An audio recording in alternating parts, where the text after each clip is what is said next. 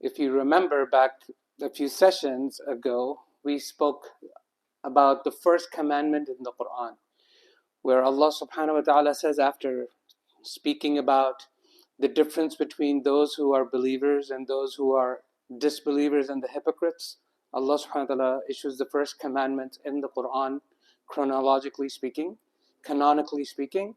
Allah subhanahu wa ta'ala says, Ya ayyuhan nasu ubudu rabbakum alladhi khalaqakum. O people, all people, all mankind, worship your Lord because He created you.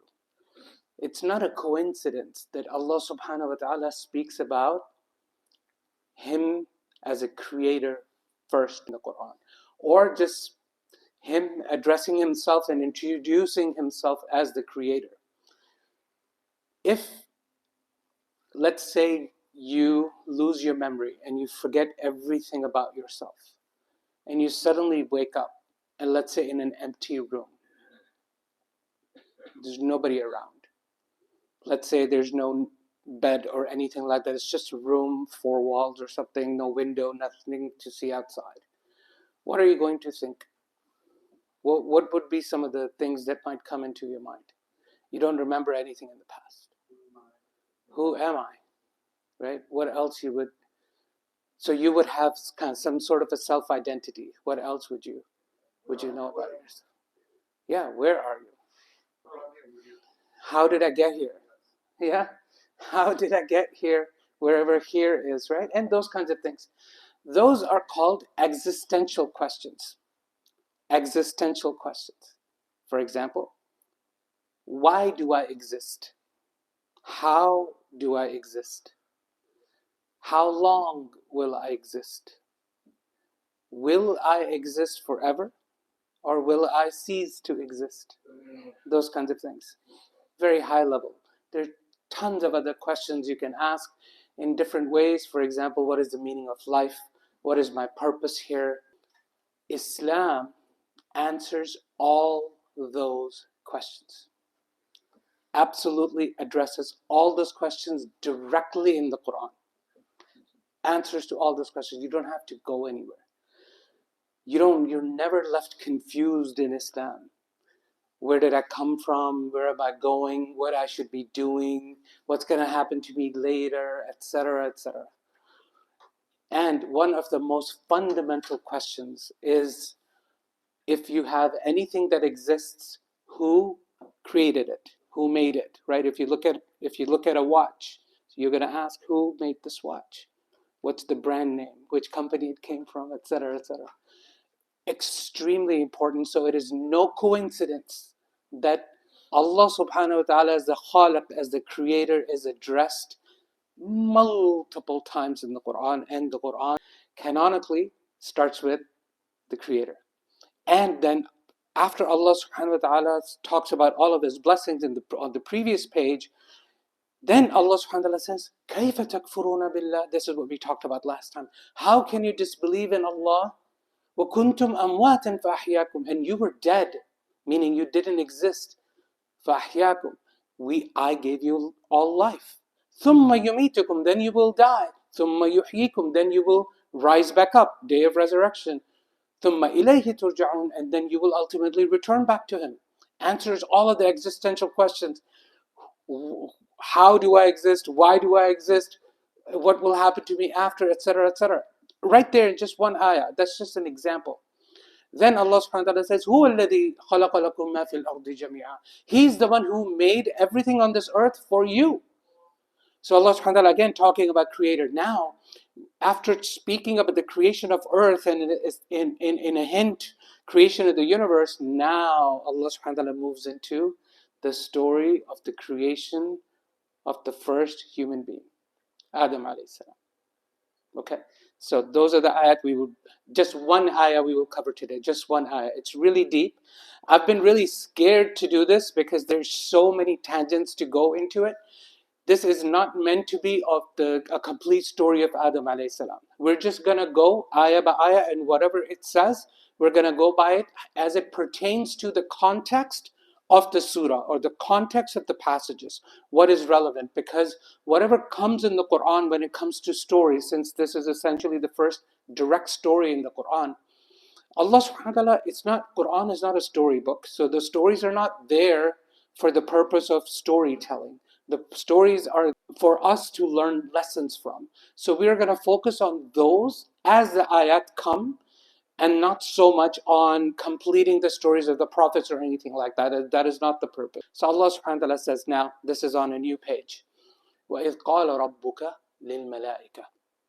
And when your Lord, Allah subhanahu wa ta'ala is talking about to Rasulullah sallallahu alayhi wa sallam. And when your Lord, your Rabb, and we've talked about Rabb many times before now in this tafsir class, right? Because that word comes multiple times. When your Lord said to the angels, does Allah subhanahu wa ta'ala have to announce anything to the angels or to anyone? He doesn't. There is a purpose for it. There is a lot of opinions of why Allah subhanahu wa ta'ala said, opinions of scholars of why Allah subhanahu wa ta'ala says. We just have to accept, and you will see this on this whole page in the Quran, in the story of Adam alayhi salam. We will have a lot of questions, and we will be given limited answers, or we have no idea what they actually mean. And Allah knows best. Sami'na wa ata'na. We hear and we obey. Okay? So there's going to be a lot of questions. Inshallah, we can have a discussion on it. But that is not the purpose. Let's focus on the lessons in the stories, and not so much the details of the nuances of the stories, because at the end of the day, they may not add any benefit, and likely they do not. Because if it had benefit, it would be in the Quran. If it has no benefit, it likely isn't in the Quran and the Sunnah. And Rasulullah sallallahu alaihi wasallam didn't speak about it, and Allah subhanahu wa ta'ala did not address it, because there is no value in it. In that sense, okay? For curiosity, you can complete the story, and we often do that, okay? So there is no direct answer to, there's a lot of opinions, there's no direct answer to why Allah subhanahu wa ta'ala addressed the angels. Angels are in ranks, just like soldiers in an army are in ranks. There are the commanders, and then the privates in the back, and everybody else in between. I don't know all the ranks of the armies of the angels, so don't ask me. Maybe Lamont knows, I don't know. Anyways, so there's the top angels. It has a term in the Quran. It's called al-Mala al-A'la. The prominent figures at the highest levels, and they are like Jibril alayhi salam and Mikael alayhi salam, Michael and Gabriel, right? And so on and so forth. Israfil alayhi salam, there's several of them. Those are the top commander angels, and Jibril alayhi salam is understood to be the top angel. So when Allah subhanahu wa ta'ala says, وَإِذْ قَالَ رَبُّكَ لِلْمَلَائِكَةِ, when your Lord said to the angels, Allah subhanahu wa ta'ala always starts with the top angels, the upper echelon, the angels at the upper echelon. So it's understood that they were addressed, and that they passed the message down to the other angels, right? You can say, was the announcement made directly to all the angels, or just part of the angels? We don't know, okay? So that's what it is. And Allah's making an announcement. Allah subhanahu wa ta'ala, always his announcement has a purpose. There's a divine decree that's going to happen. And just for context, jinn already exist. The jinn kind already exists when this is happening. So there's angels. Angels do they have free will? Can they choose to do? No. Right, Sheikh talked about it. Angels, Allah subhanahu wa ta'ala created them in such a way, they're an entity that they do not have any free will, they don't have any choice. Allah subhanahu wa ta'ala does not give them ability to disobey. That's impossible for them to disobey Allah subhanahu wa ta'ala. They have no free will. Then there's jinn kind. Jinn kind, just like humankind, they have the ability to obey or disobey. Okay, they have free will. And they are also created. And then human beings, Allah subhanahu wa ta'ala is now going to talk about Adam alayhi salam. Then Allah subhanahu wa ta'ala, what is his announcement? He says, Inni ja'ilun fil ardi Khalifah. I am creating, or I am going to create, multiple ways to understand it. I'm going to create, or I have created, or I have decreed, it's my order, it's going to happen, or it has happened. I am creating a Khalifa on earth.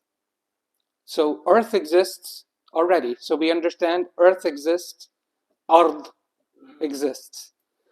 And Allah subhanahu wa ta'ala at that time is saying, I am going to create a Khalifa. What does Khalifa mean? Okay. There are many opinions on this. One major rule that I will tell you, we always prefer, one of the rules of tafsir is, you always prefer the meaning of a word, of how it's used in the Quran, before you go to linguistic meanings or other meanings, okay? So linguistically, Khalifa means linguistically. Khalifa means a successor, right? Somebody who's taking over now a responsibility from somebody else, right? For example, Khulafa al-Rashidun of Rasulullah sallallahu alaihi wasallam, why are they called Khalifas? Why are they called the Caliphs? They're taking the succession from Rasulullah sallallahu alaihi wasallam. Okay, so Abu Bakr, for example, his title was Khalifa to Rasulullah. He was the Khalifa, the successor of Rasulullah sallallahu alaihi wasallam. Okay, as an example. So that's the linguistic meaning. But how does Quran use Khalifa? It uses it twice. First here, and the meaning is not clear, but then the other place it uses it is in Surah Sad. Allah subhanahu wa ta'ala talks about Dawood alayhi salam, that we have made you a Khalifa fil ard, on earth. Fahkum bayna nasi bil haqq, then judge between people with justice, essentially, or in truth. Be just, essentially. And وَلَا تَتَّبِعِ الْهَوَى, and do not follow your own personal desires, because you have to be just, right? Because if you follow your personal desires, you can't be just, right? You're going to be biased. So be unbiased, right? فَيُضِلَّكَ عَنْ سَبِيلِ اللَّهِ, and if you were to do that, you would not be following the path of Allah subhanahu wa ta'ala. Just rough translation. From this meaning, we learned Khalifa means what? Khalifa means someone who is going to represent and enforce the laws of Allah subhanahu wa ta'ala on earth. Okay? Is that clear? There are other opinions too.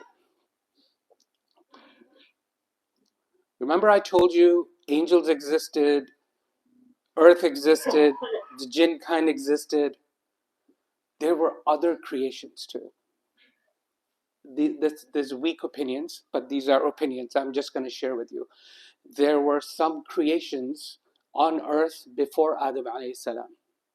Those creations created havoc on earth, and Allah subhanahu wa ta'ala sent army of angels to actually destroy them.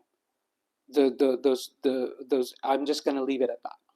Okay, and they were gone. This is how, for example, Iblis became the highest angels and up in the highest echelons. Moving on, I'm just going to quickly move on because I can talk about that for a long time. I don't want to do that. So what scholars say, Adam alayhi salam, Allah subhanahu wa ta'ala says, I'm going to create a Khalifa because he's a successor of the previous creation. Okay, does that make sense? Successor of the previous creation. So inni ja'ilun fil ardi khalifa. Allah knows best. Allah knows best which meaning is more apt. Okay. Most likely, if we go with the rules of tafsir, we will use this, that Allah subhanahu wa ta'ala is saying, I'm going to create a creation that is going to represent my laws on earth. Okay, inni ja'ilun fil ardi khalifa. Then the angels ask, قالوا, they say, أتجعل فيها من يفسد فيها ويسفك الدماء. They said, are you going to create in it, meaning on earth, who is going to do fasad? Remember we talked about fasad? Fasad means to destroy things, not build things. So it's the opposite of sulh, to be righteous. So angels are saying, are you going to create something, an entity that is going to cause corruption on earth and shed blood? Okay, so the first time you read this, you're going to go, how did the angels know? Adam alayhi salam is not even created yet. Humankind hasn't even spent any amount of time on earth. How did the angels know? Okay, multiple opinions again. So if you go back to the idea, if there were previous creations on earth, then angels saw that. They fought those battles, so they knew that there were other creations that were given free will and they caused corruption on earth. So this is why they are asking Allah subhanahu wa ta'ala, are you going to do this, O Allah? Because this has happened before. Okay. Then the other way to look at it is angels may not be, we do not know, they may not be bound by time and space. They clearly are not, because they communicate with Allah subhanahu wa ta'ala. That suits the majesty of Allah subhanahu wa ta'ala. Allah knows best how they ascend and descend, and what they ascend from and what they descend to. Allah knows best. They know they're here. Are they bound by space and time? We do not know. So it may be that the whole history of earth was unraveled in front of them. We don't know. And then they looked at that and they said, are they going to do this, O Allah? Right? We don't know. But the goal here is what? The angels are asking. So Allah subhanahu wa ta'ala is teaching us what here? Two things we've already been taught. The lessons we can read. Humankind exists to represent the laws of Allah on earth. We are all Khalifahs. And this is our job. Does it make sense? That's the lesson. Second, what is it that you're not supposed to do? You're not supposed to do fasad, and you're not supposed to kill. You're not supposed to do corruption, and you're not supposed to kill. This is what the angels ask. What is this? What's happening? And then you might ask, are the angels, yes, they don't have free will. Are they questioning the wisdom of Allah? Are they being arrogant with Allah? No. They're just wanting to know. They're just curious. They can think still, they can feel, right? They know what's right and what's wrong. They just don't have the ability to disobey Allah. But they're still rational. Okay? They're still rational angels. This is what we're learning. They're asking the question. So the scholars say they ask the question only because they want to know why. And then they give their own reasons. Look, وَنَحْنُ نُسَبِّحُ بِحَمْدِكَ وَنُقَدِّسُ لَكَ. And we, O Allah, if the humankind is going to do this, but we do your tasbih and we of your praises, and we do your taqdis. Okay, what does that mean? Just very simply, tasbih means Allah is transcendent. It's not Allah subhanahu wa ta'ala is not like his creation. He's above. He's exalted is the term we use. Transcendent, exalted. Above his creation, not in height, above as in beyond his creation, right? He's not like his creation. There's laysa kamithlihi shay. There's nothing like Allah subhanahu wa ta'ala. So when we do tasbih of Allah, that's what we are saying. Oh Allah, you are exalted above any of the bad things, the imperfections, the evil that any of the creation might have. You're above that. Then there's taqdis, holiness, sanctity. What does that mean? That means there is no, there's perfection. There is no impurity in Allah subhanahu wa ta'ala. It is pure. Ultimate purity is taqdis. So the angels do two things. And the scholars say tasbih also means that they make salah to Allah subhanahu wa ta'ala the way the angels would make salah. Some scholars say that. So they're saying, we are doing tasbih of you, O Allah, and we're doing the taqdis. So what should we be learning from this? Our ultimate objective should be, fight our desires and do the tasbih and the taqdis of Allah subhanahu wa ta'ala. That's what we should be doing. That's what we need to learn from this, rather than delve into all those other details that we don't have necessarily answers to. So they're asking Allah, tell us your wisdom. Does Allah subhanahu wa ta'ala philosophize and say, oh, I'm doing this because this will happen and this will happen? No.